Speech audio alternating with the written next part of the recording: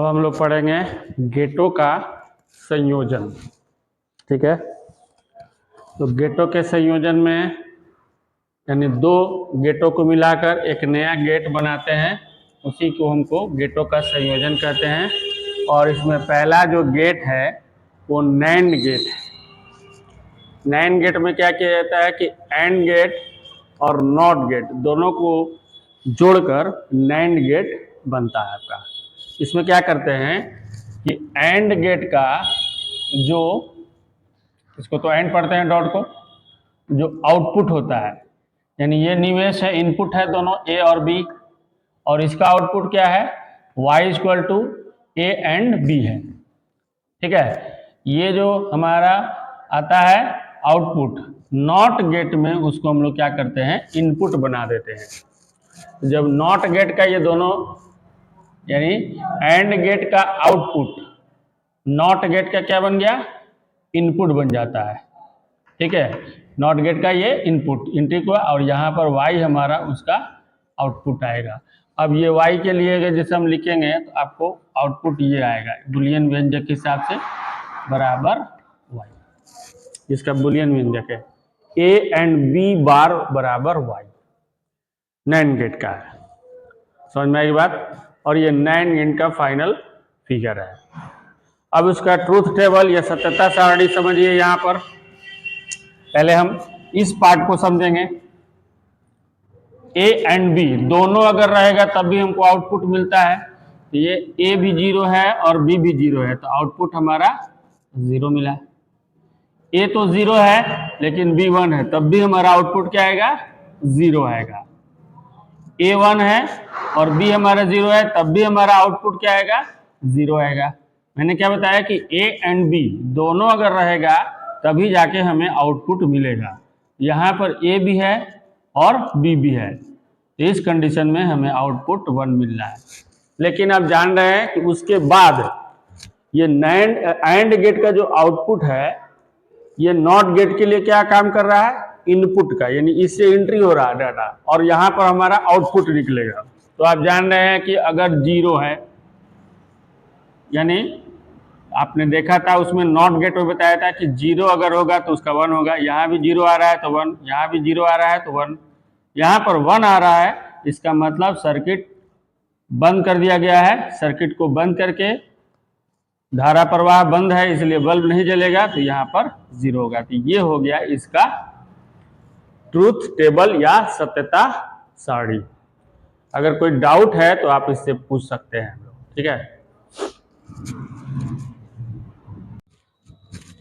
Second number हमारा nor gate है। तो नॉर गेट क्या किया जाता है कि और गेट और नॉट गेट दोनों को जोड़कर हम नॉर गेट का निर्माण करते हैं।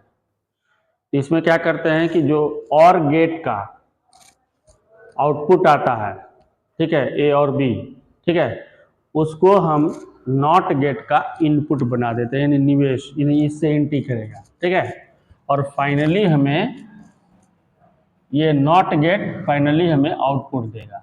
ये हो गया नॉट। ठीक है, ये हो गया नॉर गेट। ठीक है, इसमें क्या कर रहे हैं हम लोग, और गेट का जो इनपुट आ रहा है उसे हम लोग नॉट गेट का क्या बना देते हैं, आउटपुट आ रहा है, और गेट का जो आउटपुट आ रहा है उसे नॉट गेट का हम लोग इनपुट बना दे रहे हैं, और फाइनली आउटपुट जो हमारा आता है वही नॉर गेट का आउटपुट है, जिसका फाइनल फिगर यहाँ है, जिसका बुलियन व्यंजक है ए और B bar is equal to Y, final output. अब उसका ट्रूथ टेबल समझिए।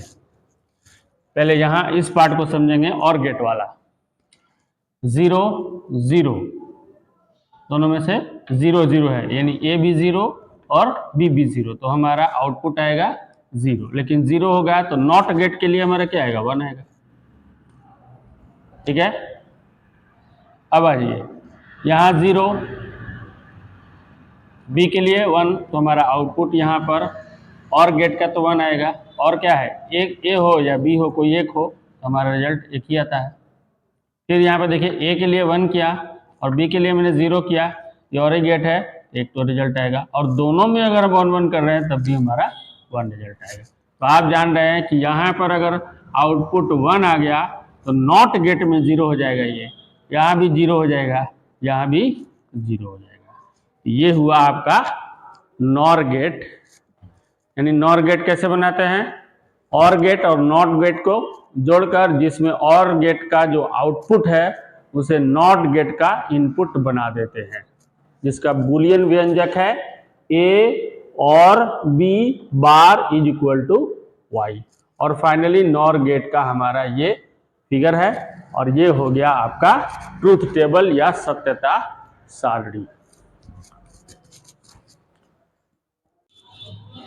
एक क्वेश्चन और देख रहे हैं, दशमलव को हम लोग किस में बदलना है? बाइनरी में।